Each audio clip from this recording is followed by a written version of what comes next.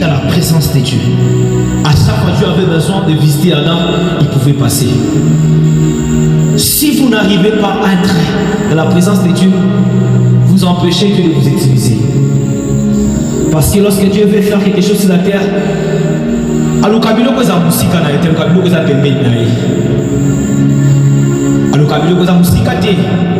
Mais bilo koza api, il a présence là pembeni na ye. C'est ainsi lorsque Christ a fait la promesse à l'Église, il a dit qu'il est avantageux pour vous que je m'en aille. Si je ne pars pas, l'Esprit ne viendra pas. Mais après Christ dit, ne soyez pas pressés de disperser, mais vous devez rester tout efficacement. Parce que l'Esprit va vous trouver dans un lieu. Et apôtre Paul avait compris, si nous ne sommes pas dans la présence de Dieu, l'Esprit ne viendra pas. Vous pouvez avoir plusieurs promesses à vous, mais si vous n'êtes pas dans la présence de Dieu, il y aura des promesses. C'est pour ça que plusieurs personnes risquent d'aller à la tombe avec leurs promesses. Plusieurs personnes risquent d'aller à la tombe avec des prières, des grands hommes qui ont fait pour vous. Ce n'est pas parce que tu as reçu la prière d'un grand homme que cela fait que tu dois avancer dans la vie.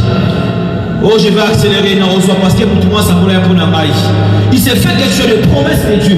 Mais cette promesse est quelque chose. Pourquoi? Parce que tu n'es pas présent en fait dans la présence de Dieu.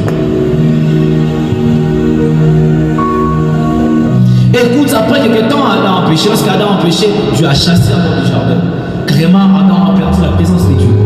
Parce qu'à chaque fois que nous péchons, nous sortons dans sa présence. Après, il y a eu Caïn, il y a eu plusieurs générations. Les gens ont commencé à affronter. Et la Bible est en train de préciser qu'il y a eu un homme qui s'appelle Seth. Seth a affronté un enfant. Et cet homme, on l'appelait Enoch. Et c'est par là que les hommes ont commencé à invoquer Dieu. Donc, qu'est-ce que je vais nous poser? Pourquoi pas lorsque Dieu a chassé Adam et qu'Adam a commencé maintenant à invoquer Dieu? Pourquoi pas la naissance d'Abel ou Caïn? Les hommes pouvaient commencer à invoquer Dieu. Pourquoi pas lorsque la naissance de plusieurs personnes?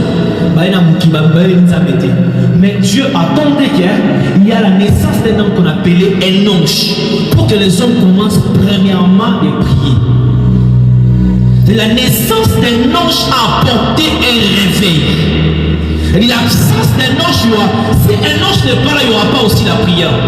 L'une des choses qui fait en sorte que la prière soit existée, parce qu'il y a la présence d'Enoch. La Bible dit, lorsqu'on a enfanté Enoch, c'est par là que les hommes ont commencé à prier. Et la question que je nous pose, pourquoi la naissance d'Enoch?